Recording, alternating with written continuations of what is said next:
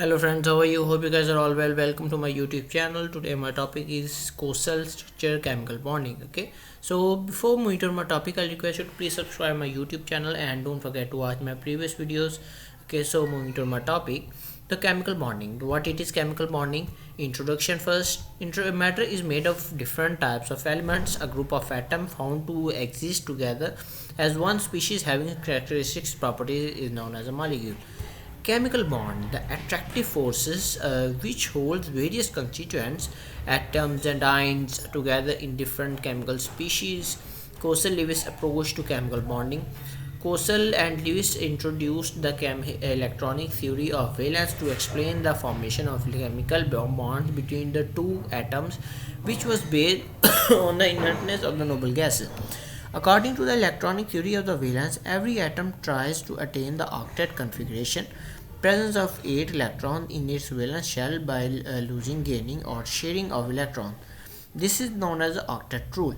The stable octet can be achieved by the transfer of the electrons or by sharing of the pair of electrons between the atoms.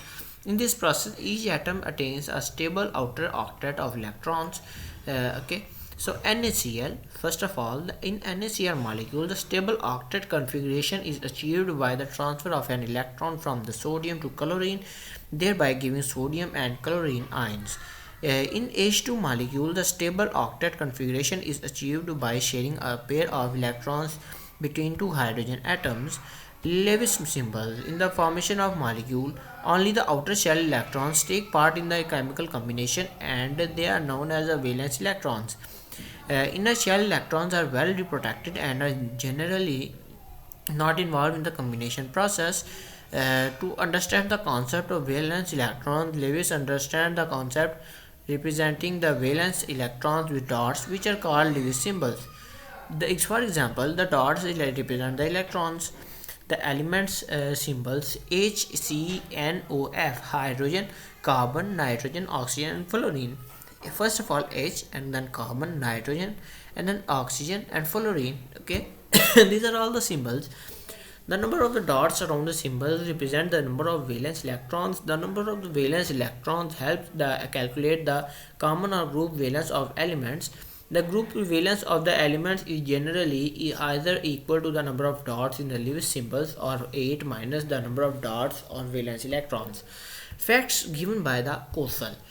The highly electronegative halogens and the highly electropositive alkali metals are separated by the noble gases in the periodic table. The gain and the loss of an electron from an atom is related to the formation of a negative ion for a halogen atom and a positive ion for an alkali metal atom. The negative and positive ions thus formed attained a stable noble gas electronic configuration. The noble gas, except for helium, which has a duplet of electrons, have a particularly stable outer shell configuration of octet electrons NS2 and P6. The negative positive ions are stabilized by the electrostatic attraction. The electrovalent bond, the bond formed as a result of the electrostatic attraction between the positive and the negative ions is termed as the electrovalent bond. The electrovalence is thus equal to the number of units charge on the ion. For example, magnesium has electronic configuration 2A2, so it has 2 electrons in its valence shell. The electronic configuration of chlorine, atomic number is 17, is 287, so it has 7 valence electrons. Magnesium has 2 electrons in the axis of the neon configurations 2 and 8, and the chlorine is 1 electron short of the argon configuration 288. Hence, one atom of the magnesium will transfer its 2 electrons to 2 atoms of the chlorine, 1 to each. Okay, so after that, magnesium Mg2 plus and plus 2E, 2A2 and 2A8, 2Cl plus 2E gives us 2Cl negative. Okay, this is the you can see that this is the picture of magnesium, Cl and Cl2 plus and negative. I think this is enough for today's topic. So time to go. Goodbye. Meet you in the next video.